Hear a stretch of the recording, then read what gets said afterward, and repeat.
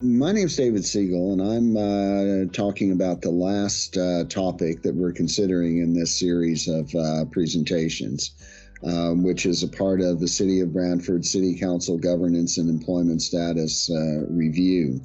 And this particular section deals with the idea of ward versus at-large elections. Now, as I said at the beginning of the other videos, we need your opinion on this. In order to do our job properly, we need to ask you to give us some feedback about what you think about these issues.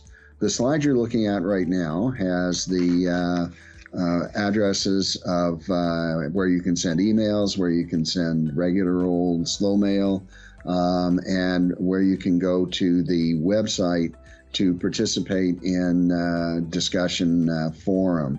There's also another video in this series, which is called We Want to Hear From You. And that video gives you a full description of what's involved in participating in the process.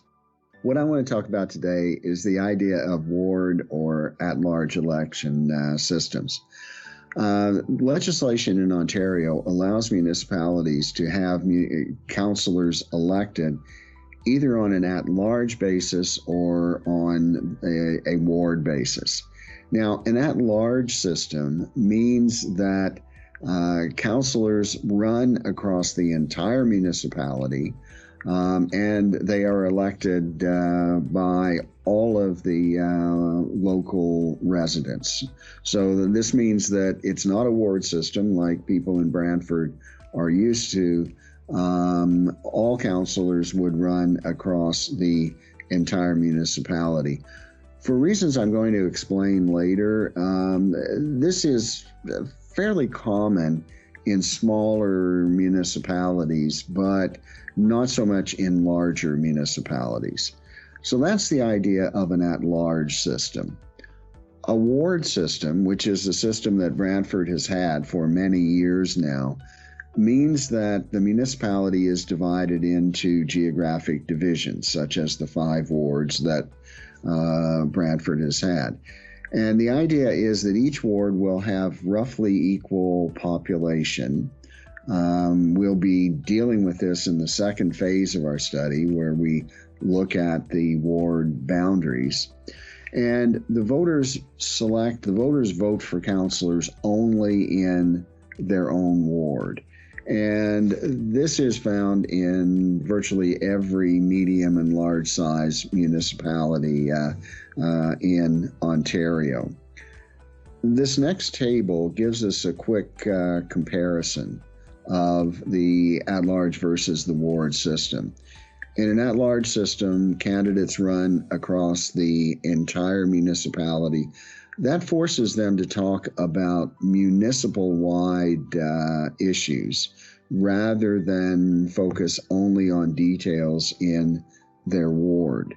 It means that one of the concerns about an at-large system is it can make it difficult for residents to know who to approach about an issue of concern in their particular area. You know, you would be represented by 6, 8, 10, 12 councillors, and you could approach any of them, I guess, but the one you approached wouldn't necessarily have a good understanding of things that were happening in your neighborhood. An at-large system would mean that every area of the municipality would not necessarily be represented, and this will add to the problem that I was just talking about. There might not be a councillor who is familiar with the details and the intricacies of what's happening in one particular area of the city. And finally, it is very difficult for candidates to campaign across the entire city. They will probably not be able to meet individually with candidates, as a lot of them do now, knocking on doors.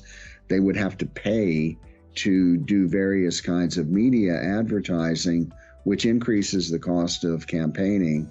And frankly, it can mean that councillors might have to be beholden to donors who can provide funds. A ward system, on the other hand, the election campaign can have to do with ward issues, which can be problematic because maybe the candidates are not talking as much as they should about municipal-wide issues, but it does ensure that issues that are very important in certain wards will not be overlooked. In a ward system, councillors know who to approach. They can approach people. They will know that their area is represented by a particular or two particular councillors, and they will know that they can approach those councillors to deal with issues in their ward. And this makes it easier. Ward systems also make it easier for councillors to campaign and make it easier, for example, for new candidates to come on stream and challenge incumbents. And as Robert was talking about in the previous slide, it's good that council represents the entire community, and a ward system makes it a bit easier for people to break into it makes it easier for new people running for council. So that is a major question that is also under consideration in this review affecting the City of Brantford, whether the city should continue to have a ward elections system or whether it should switch to an at-large system of election. So again, I will remind you that we need your feedback.